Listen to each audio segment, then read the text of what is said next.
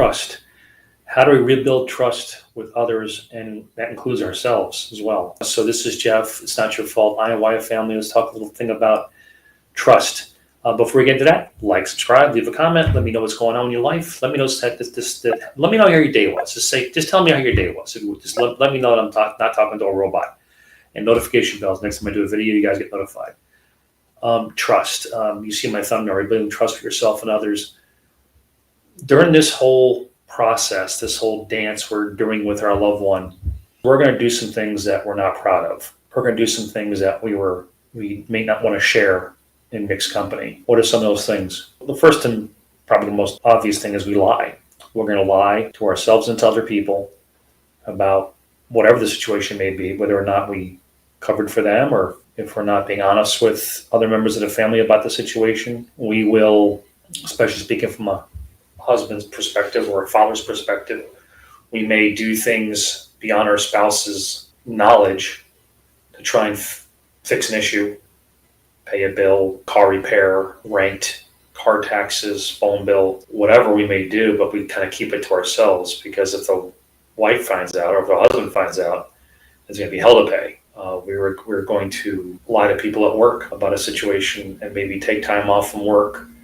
You may tell somebody you're taking time off from work because you're going to go, spend some time with your loved one, family member, but in actuality, you're going to go visit them in rehab or whatever the reason may be that you take time off.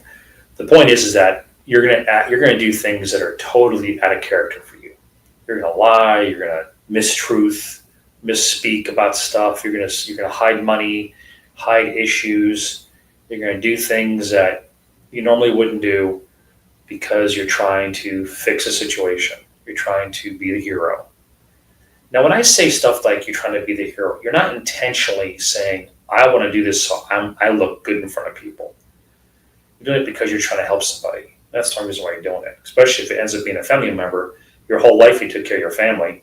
Why should it stop now? It's because they're dealing with addiction, right? You've got to learn how to rebuild this trust that you've broken, not with just other people, but with yourself, that you won't do the same things again. It's almost like being unfaithful with a boyfriend or a girlfriend or a spouse. There's you may do the right things, say the right things, act the right way, but there's still going to be this underlying theme of mistrust or doubt from your spouse or from your loved one, because of the fact that it hurts so bad, So when it comes to rebuilding the trust in yourself, I think if others can see you trying to be a better you and trying to edit your behavior to be a better you, that will go a long way in healing the rift between them and you and the lack of trust there as well.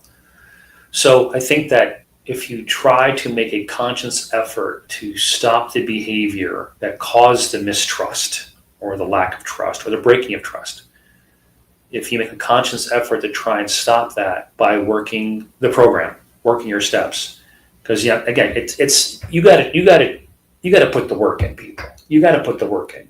You just can't say, all right, I'm going to put the work in now. I'm going to start going to AL-ANON. I'm going to start working on my books, and everything's supposed to be fine. You got to see a change. You got to see a change in a person, and how you're going to do that is you've got to give your life over to God. You have to give it over to God. Give the addiction over to God. You have to understand that their addiction isn't your situation. It's not your problem. Their addiction is not your sickness. Your sickness is worrying about their sickness. Okay?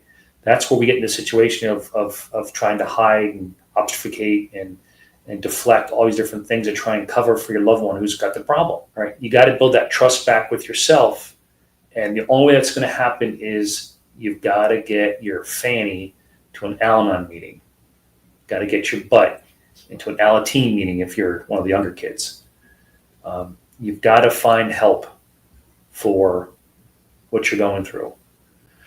The best way to cure yourself of cancer or to try and find help for your cancer is to go to a podiatrist, right? You go to a podiatrist to fix your cancer, right? No, go to an oncologist. Okay, you don't go to a foot doctor to fix your kidneys or a brain doctor to fix your fungus toe. Okay, this is what point I'm trying to make is if you want to try and get yourself better and build up the trust once again in yourself, you've got to get yourself around people who have gone through the same things you have done the same things you have, and can maybe help you along the way. Al-Anon does not give advice. They will give examples of what they've done in the past and maybe help somebody along the way. Okay, so if people can set aside their pride for a minute, admit they were lying to themselves as well as others, that's step one. Step two, get yourself to a meeting, admit these mistakes, make amends, and move on. But make amends with yourself as well. Okay, you know the things you did wrong. You know the things that you did that weren't right. So maybe look in a mirror, which is so difficult for many of us. Look in the mirror and give yourself the amends as well, because you deserve an apology as well. You deserve your amends.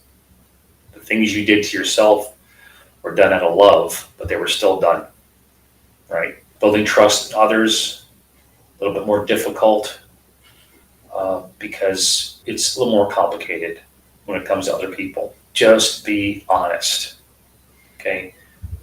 You want to build up trust in others, including yourself, make your amends. Be honest with your amends.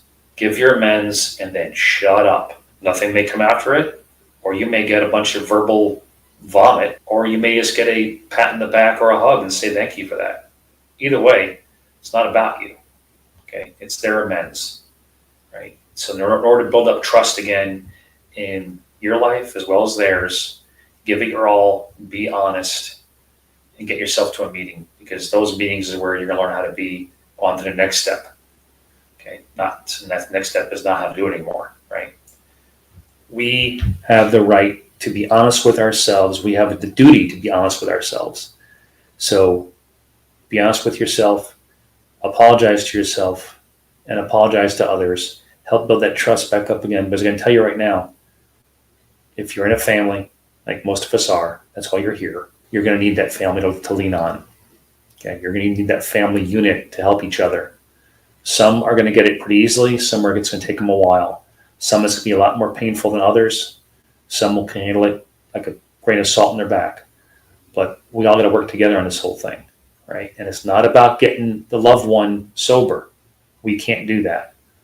We have to lean on each other to get ourselves serene, okay, to find our serenity. And how we do that is we help each other, lean on each other, and love one another, and be honest with one another. That's how we're going to build the trust back again. All right? Keep coming back, guys. It works if you work it. Let it begin with you. And by all means, say a prayer for prayer. Say a prayer for anybody in your life you may have wronged and doesn't trust you anymore, especially you. All right, guys? May God bless you all. Talk to you soon, and have a blessed evening.